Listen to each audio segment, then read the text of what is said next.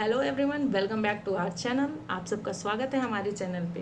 क्या आप जानते हैं कि इस महीने यानी जून 2026 में दुनिया के 7 सबसे शक्तिशाली देश के नेता एक जगह जमा हुए थे। जी हाँ, मैं बात कर रही हूँ G7 शिखर सम्मेलन 2026 की। अगर आप कर रहे हैं बीपीएससी, बिहार सीजीएल या किसी अन्य सरकारी परीक्षा की तैयारी करते हैं तो यह टॉपिक आपके करंट अफेयर के लिए सबसे ज़्यादा महत्वपूर्ण है।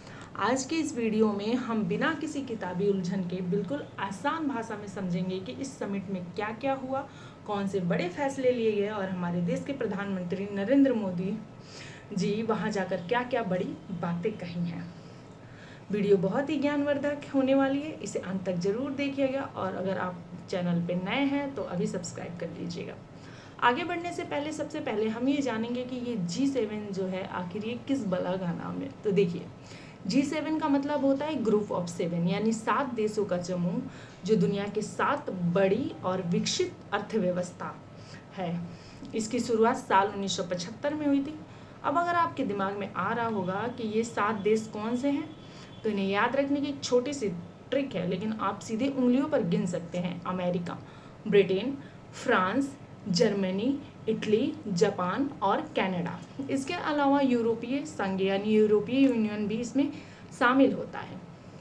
अब बात करते हैं कि साल 2026 में इस ताज़ा सम्मेलन का हमें क्यों ज़रूरत है। तो हम जिस भी परीक्षा की तैयारी करते हैं जिसमें करंट अफेयर आता है तो इस ताज़ा सम्मेलन से 1 या 2 क्वेश्चन जरूर पुट अप होता है, इसीलिए हमारे लिए ये बहुत ही महत्वपूर्ण है। इस बार का यह 52वां शिखर सम्मेलन है। G7 का ये 52वां शिखर सम्मेलन है और चूंकि ये वार्षिक शिखर सम्मेलन है इसीलिए ये बहुत ही महत्वपूर्ण है। बात करें इसकी तारीख की तो ये 15 से 17 जून 2026 तक चला था। और अब जानेंगे कि इसकी मेज़बानी किसने की थी। तो एक बहुत ही खूबसूरत देश फ्रांस ने इसकी मेज़बानी की थी और फ्रांस के एक बहुत ही सुंदर शहर एवियान लेस बेंस में यह समिट बुलाई गई थी। और इसकी अध्यक्षता की बात करें तो यह अध्यक्षता फ्रांस के राष्ट्रपति इमैनुअल मैक्रोन ने की थी। दोस्तों, परीक्षा के लिहाज से एक पॉइंट और याद रखिएगा, इससे पहले 2025 में इसकी मेज़बानी कनाडा ने की थी और इस साल यानी 2026 में इसकी मेज़बानी फ्रांस ने की है। अब आप सोच रहे होंगे कि दुनिया के इतने बड़े नेता एक साथ जुटे थे तो क्या बात हुई होगी। तो जी हाँ, इस बार 3 सबसे बड़े मुद्दों पे चर्चा हुई। पहला मुद्दा था रूस यूक्रेन युद्ध। हालांकि इसमें यूक्रेन के राष्ट्रपति जेलेंस्की भी पहुंचे थे G7 के जो ये समिट थी इसमें। तो G7 देश के G7 जो देश है इसने रूस को साफ तौर पे बोला कि रूस कहीं से भी शांति वार्ता करने की कोशिश करते हुए नहीं दिख रहा है, इसीलिए वे सारे देश यूक्रेन का साथ देते रहेंगे। दूसरा मुद्दा था कि मिडिल ईस्ट का संकट। अभी देख रहे हो आप लोग, इजराइल, हमास, ईरान के बीच में जो तनाव चल रहा है तो इसको कैसे शांत किया जाए, इस पर एक गंभीर बातचीत हुई। तीसरा जो मुद्दा था और सबसे दिलचस्प जो मुद्दा था वो था AI का। जी हाँ, आजकल जो AI तकनीक इतनी तेज़ी से बढ़ रही है उसे सुरक्षित कैसे बनाया जाए और ऑनलाइन फ्रॉड को कैसा रोका जाए, इस पर सबने सहमति जताई है और इस पे बात किया जा रहा है।